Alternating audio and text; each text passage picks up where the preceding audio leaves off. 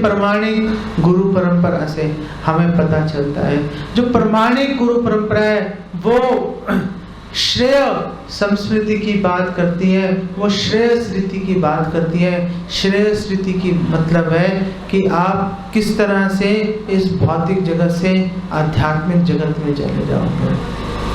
जो शुक्र परंपरा से है, जो शुक्र श्रृंखला से है, जो पूजा लाभ प्रतिष्ठा के पीछे भागते हैं, हमारे शास्त्रों में बताया गया है कि वो संस्मृति के पीछे दौड़ रहे हैं। वो लोगों को संस्मृति का मतलब है कि इस संसार में बार बार आने और बार बार जाने के लिए प्रेरित करते हैं। उनके जीवन का एक ही मकसद होता है कि आप इस संसार में कैसे अधिक से अधिक लाभ कमाकर अपने अहंकार को बढ़ाकर कैसे जीते रहो और कैसे आप इन गद्दीधारी गुरुओं की जेबें भरते रहो ताकि उनकी दुकान अच्छे से चलती रहे। तो जो समझदार व्यक्ति होता है वो इन गद्दीधारी गुरुओं से बचकर, इन गद्दीधारी गुरुओं को त्याग कर परम कल्याण के लिए वो भगवान के शुद्ध भक्तों की शरण लेता है। ये जो शिक्षा है, ये जो बात है, ये हमें प्रहलाद महाराज के जीवन चरित्र से प्राप्त होती है।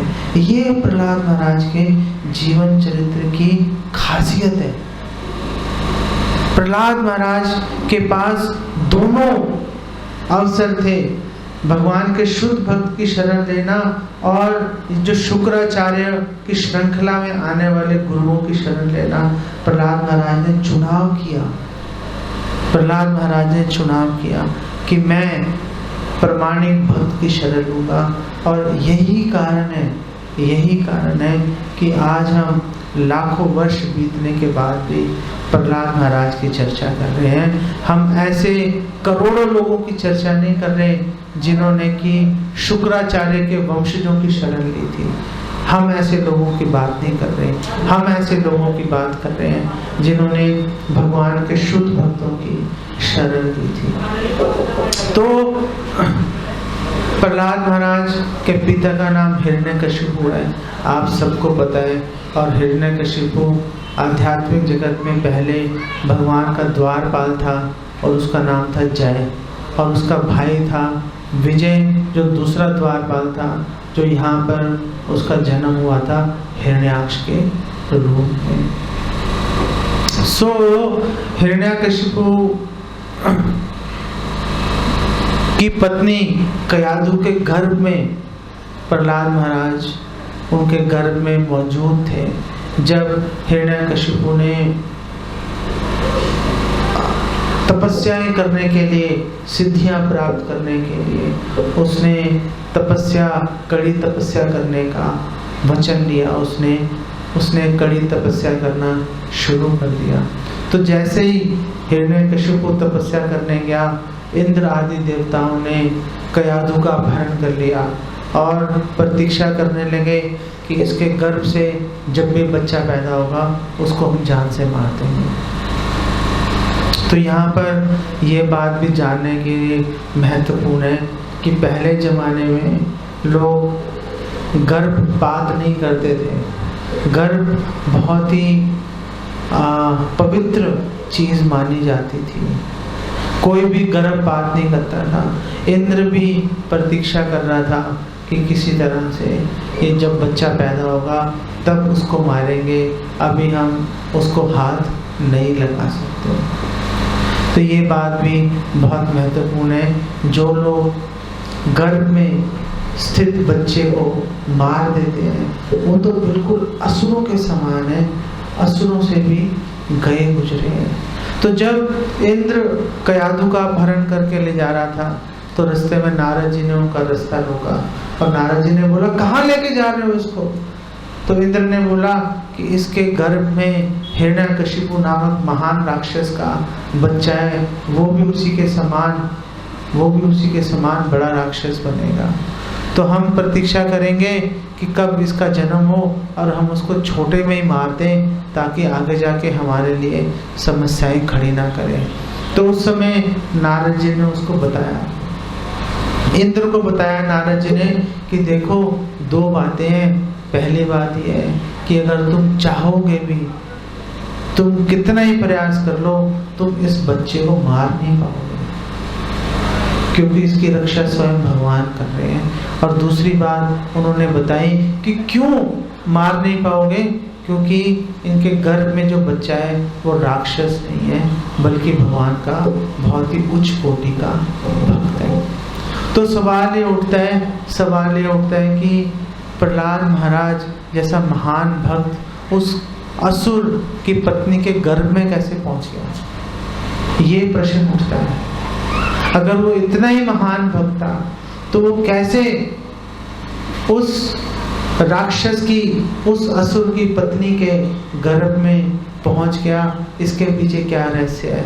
तो इसके पीछे का रहस्य का वर्णन जो है वो नरसिंह पुराण में आता है, जहाँ पर प्रहलाद महाराज ने स्वयं भगवान नरसिंह देव से पूछा था कि आखिर ऐसा कैसे हो गया कि मैं इस दैत्य कुल में जन्म लेकर भी मैं आपका भक्त बन पाया, मुझे आपकी भक्ति करने का अवसर प्राप्त हुआ।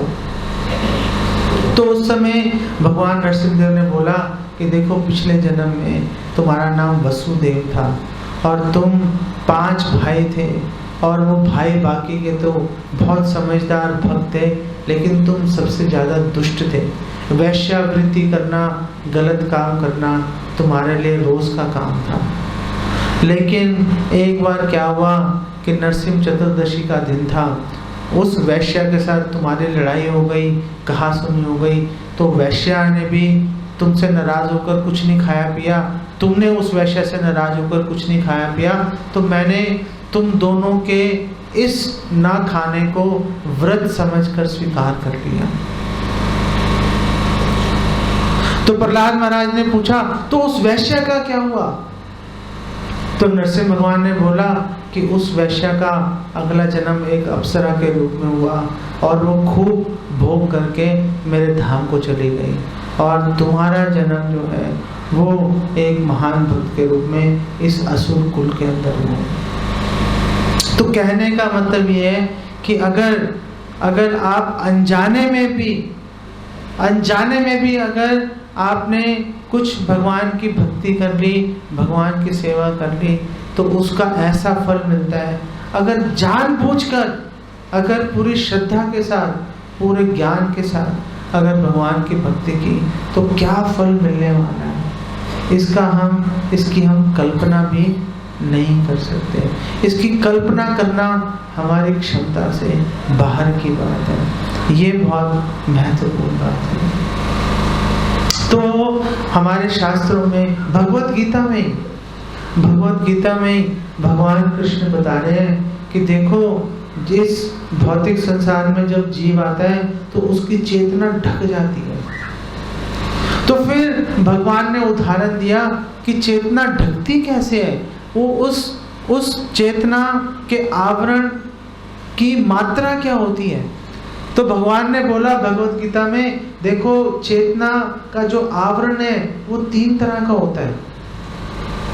3 तरह का चेतना का आवरण होता है।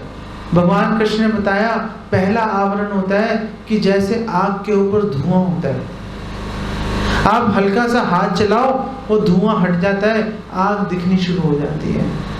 ये सबसे कम आवरण होता है ये। और भगवान कृष्ण ने बताया कि दूसरा आवरण होता है जैसे शीशे पर धूल जमी होती है। अब जो शीशे पर धूल जम जाए तो उसको हाथ हिलाने से बात नहीं बनती, उसको कपड़े से साफ करना पड़ता है उसको। तो ये दूसरी तरह का आवरण है। तीसरी तरह का आवरण भगवान कृष्ण भगवत गीता में बता रहे हैं कि तीसरी तरह का आवरण है जैसे गर्भ में स्थित बच्चा होता है। उस आवरण को हटाया ही नहीं जा सकता। आप गर्भ में स्थित बच्चा जब तक गर्भ में रहेगा, आप उस आवरण को नहीं हटा सकते। तो हमारे आचार्य बोलते हैं, ये जितने पेड़ पौधे हैं ये सारे, इनकी चेतना वैसे ही है, बिल्कुल जड़ चेतना हो जाती है। जैसे गर्भ में स्थित बच्चे की चेतना एकदम जड़ होती है, उसी प्रकार पेड़ पौधों की चेतना भी जड़ होती है। तो यहाँ पर इस प्रहलाद महाराज के प्रसंग से हमें पता चलता है कि कृष्ण भावना किसी को भी प्राप्त हो सकती है। कृष्ण भावना प्राप्त करने के लिए कोई विशेष योग्यता की आवश्यकता नहीं है। विशेष क्या, कोई छोटी मोटी योग्यता की भी आवश्यकता नहीं पड़ती। इस प्रसंग से प्रहलाद महाराज के हमें ये पता चलता है कि चाहे हमारी चेतना गर्भ में स्थित बच्चे जैसी क्यों ना हो, वहां पर भी कृष्ण भक्ति प्राप्त की जा सकती है। तो नारद जी कयाधु को अपने आश्रम में ले आए और वहां पर उसको भगवत भक्ति का ज्ञान दिया।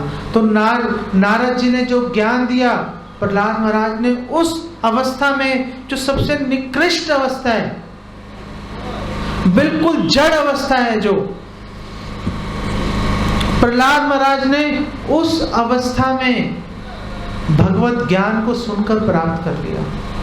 तो अगर उस अवस्था में प्रहलाद महाराज ने उस ज्ञान को सुनकर अपने हृदय में धारण कर लिया, अगर उस ज्ञान को अपने पास अपनी संपत्ति बना लिया, तो हमें क्या समस्या है? हम तो गर्भ में नहीं है, हम तो स्वच्छंद घूम रहे हैं, हमें किसी तरह का कोई बंधन नहीं है, हमें साफ करने की जरूरत नहीं है, हमने तो सिर्फ हाथ बढ़ाना है और भगवान के ज्ञान को प्राप्त कर लेना है।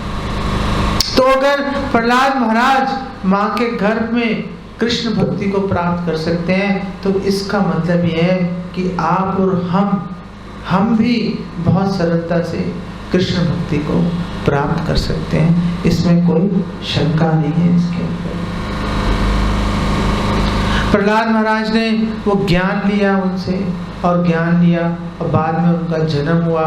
हिरण्यकशिपु अपने घर ले आया, और हिरण्यकशिपु ने शुक्राचार्य के 2 बच्चे थे, षंड और अमर, उनको अपने बच्चे को सौंप दिया प्रहलाद महाराज को, और इनको बोला कि इनको तुम जो भौतिक ज्ञान है वो प्रदान करो। तो कुछ साल तक षंड और अमर प्रहलाद महाराज को भौतिक ज्ञान देते रहे, और एक दिन उनकी परीक्षा लेने के लिए हिरण्यकशिपु के सामने लेके आए। हिरण्यकशिपु ने प्रहलाद महाराज को अपनी गोद में बिठाया, प्यार किया, और हिरण्यकशिपु ने प्रहलाद महाराज को पूछा कि अच्छा बताओ, तुमने क्या सीखा है? तुमने सबसे अच्छी चीज अपने गुरु से क्या सीखी है? अब जैसे ही हिरण्यकशिपु ने गुरु शब्द बोला, ये बात बहुत महत्वपूर्ण है, ध्यान से सुनना। जैसे ही हिरण्यकशिपु ने गुरु शब्द बोला, वैसे ही प्रहलाद महाराज को षंड और अमर्क का ध्यान नहीं आया। प्रहलाद महाराज को गुरु शब्द से नारद जी का स्मरण आया।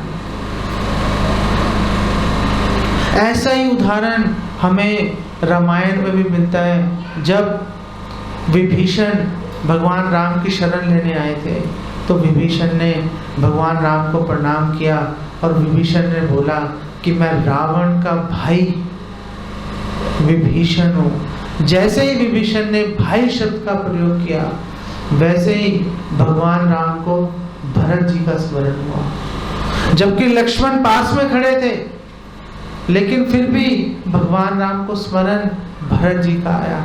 इससे हमें पता चलता है कि भरत जी कितने महान हैं, इससे ये पता चलता है। तो जब हिरण्यकशिपु ने पूछा कि तुमने अपने गुरु से क्या सबसे अच्छी बात सीखी है, मुझे उसका वर्णन करो, तो प्रहलाद महाराज ने अपने गुरु नारद जी का स्मरण करके उन्होंने ये श्लोक बोला, तत्साधु मन्ये, मैं उसको साधु मानता हूँ, मैं उसको अच्छा मानता हूँ, असुर वर्य देहि नाम, कि हे असुरों में श्रेष्ठ इस शरीर को धारण करने वाले, सदा समुद्विग्न धियाम असद्ग्रहात, जो हमेशा उद्विग्न रहते हैं, हमेशा परेशान रहते हैं, हमेशा तकलीफ में रहते हैं, असत के अंदर रह रहे हैं, हित्वात्म पातम, उनको छोड़ देना चाहिए। किसको छोड़ देना चाहिए? ग्रहम अंधकूपम, घर रूपी अंधे कुएं को। और छोड़ के जाए तो जाएगा। तो प्रहलाद महाराज ने बोला, वनम गतो, वन जाओ, वन जाओ। यद हरिम आश्रय, और वहां जाके हरि की शरण ले लो। ये प्रहलाद महाराज ने उनको पहला उत्तर दिया। ये प्रहलाद महाराज ने उनको पहला उत्तर दिया। ये सुनते ही हिरण्यकशिपु ने बुरा नहीं माना। हिरण्यकशिपु ने बोला छोटा बालक है, जरूर इसकी मति किसी ने भ्रमित कर दी है। तो हिरण्यकशिपु ने बोला कि जाओ षंडमर्ग, जाओ इसको ले जाओ और जाके अच्छे से शिक्षा दो। मुझे ऐसा लगता है कि कोई दुश्मन, कोई शत्रु के खेमे का आदमी अज्ञात रूप से आकर इसको गलत शिक्षा दे रहा है, तो थोड़ा सावधानी बरतो। षंडमर्ग प्रहलाद महाराज को वापस अपने गुरुकुल ले आए,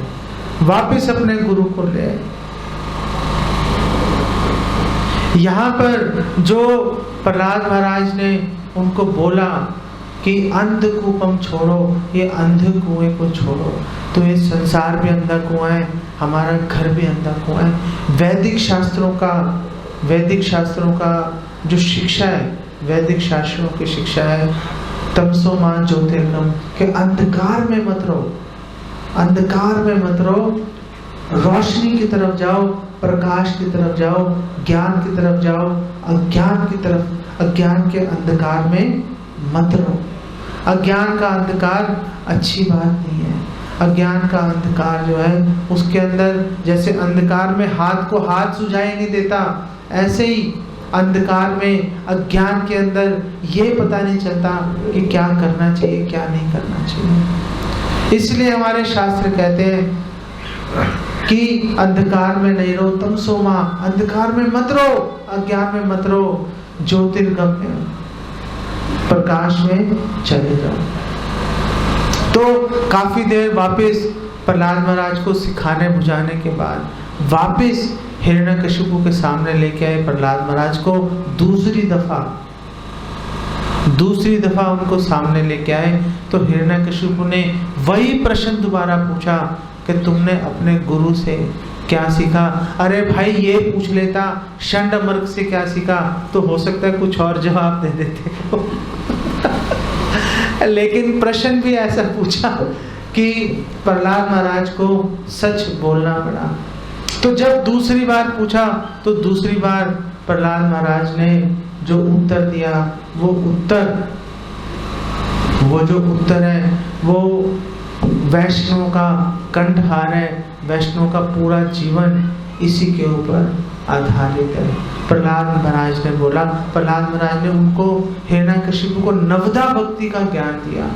प्रहलाद महाराज ने बोला श्रवणम कीर्तनम विष्णु स्मरणम पाद सेवनम अर्चनम वंदनम दास्यम साख्यम आत्मनिवेदनम, कि देखो 9 तरह से भगवान की भक्ति की जाती है। श्रवण के माध्यम से, कि सुनकर जैसे आप लोग सुन रहे हो, और कैसे की जा सकती है, कीर्तन के माध्यम से जैसे हम कर रहे हैं।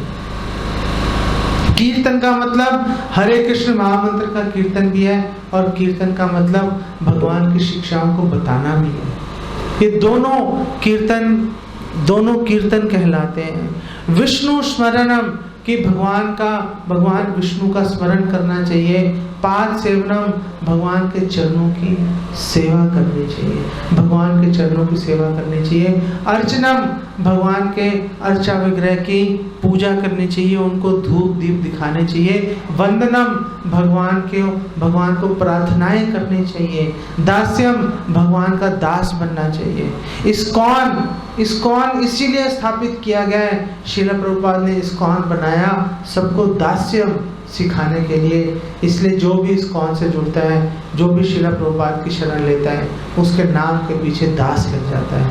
जैसे अखिलेश दामोदर दास, जैसे नव किशोर गौर दास, हर व्यक्ति के पीछे दास लग जाता है। सनातन कृष्ण दास, रूपानंद दास, मनुश्रेष्ठ दास, त्रिभंग मुरारी दास, हर व्यक्ति के पीछे दास लगा देते हैं। तो इस्कॉन की स्थापना ये दास्य सिखाने के लिए। और आगे प्रहलाद महाराज ने बोला सख्यम, कि भगवान के मित्र बनो, भगवान के साथ मित्रता पूर्वक व्यवहार करो।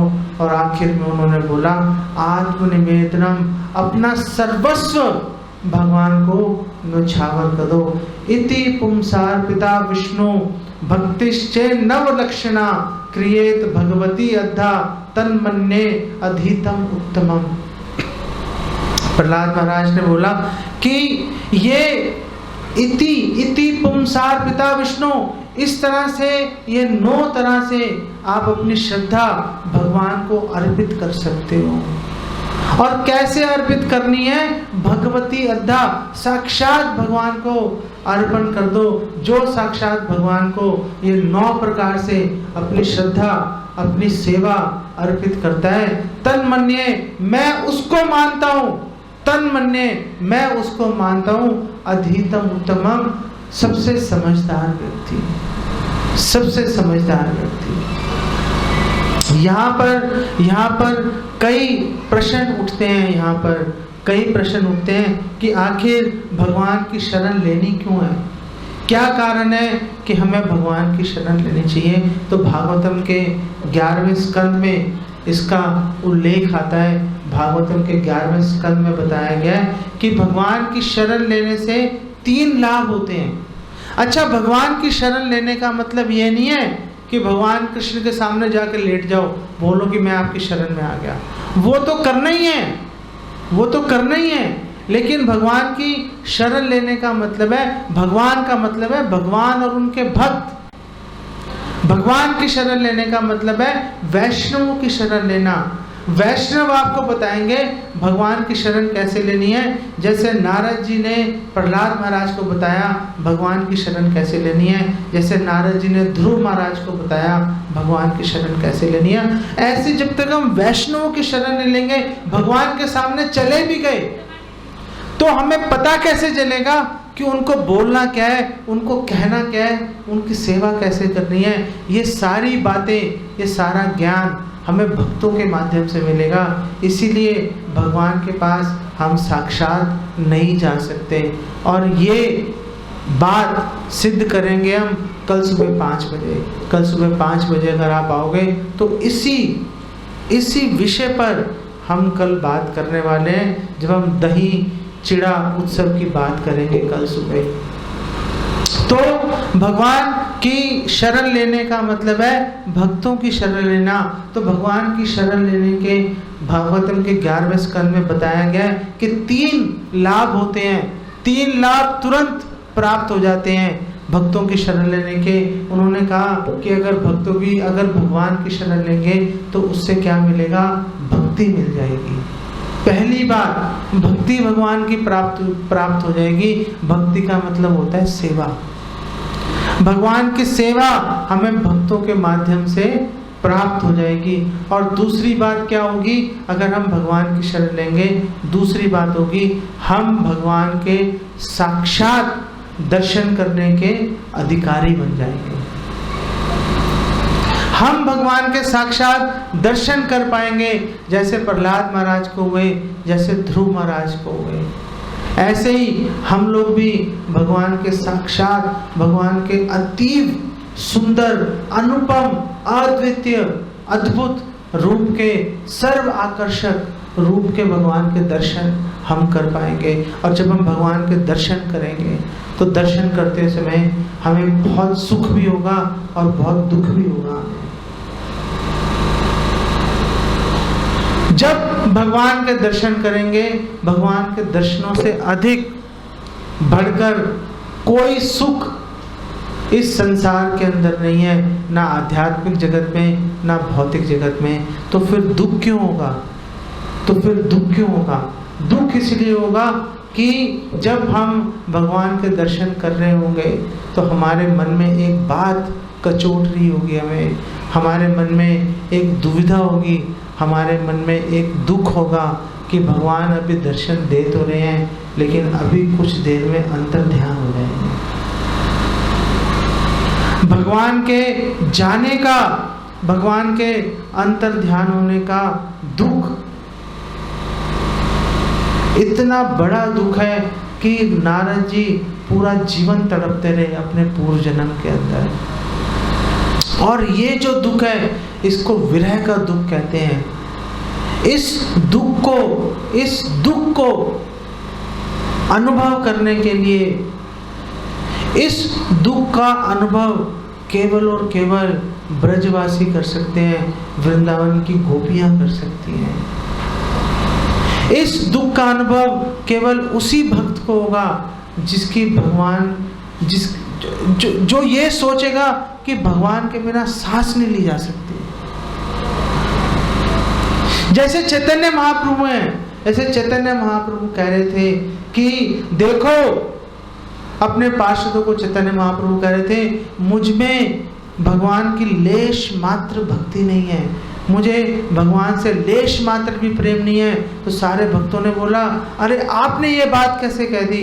तो चैतन्य महाप्रभु ने बोला कि अगर मुझे भगवान से प्रेम होता तो क्या मैं उनका विरह सहन करके जीवित होता? अभी तक मर गया होता मैं। इतनी वेदना जब भक्त के हृदय में होती है, उस समय उसको यह विरह जनित दुख उसके भाग्य में उसको मिल जाता है। भगवान के दर्शन से भी अगर बढ़कर कोई सुख है तो भगवान के विरह का दुख है, वो भगवान के विरह का दुख है। और गोपियाँ वो भाग्यशाली भक्त हैं जो भगवान का दर्शन करते समय भी भगवान का विरह दुख का अनुभव करती हैं। ये बात अभी आपको समझ में नहीं आएगी, ये बात मैंने आप लोगों के लिए बोली भी नहीं थी। ये बात जो ये आगे बेचारे थोड़े बहुत भक्त बैठे हैं उनको बताने के लिए बोल दी थी। आप लोग अभी इस बात को शायद नहीं समझ पाओगे।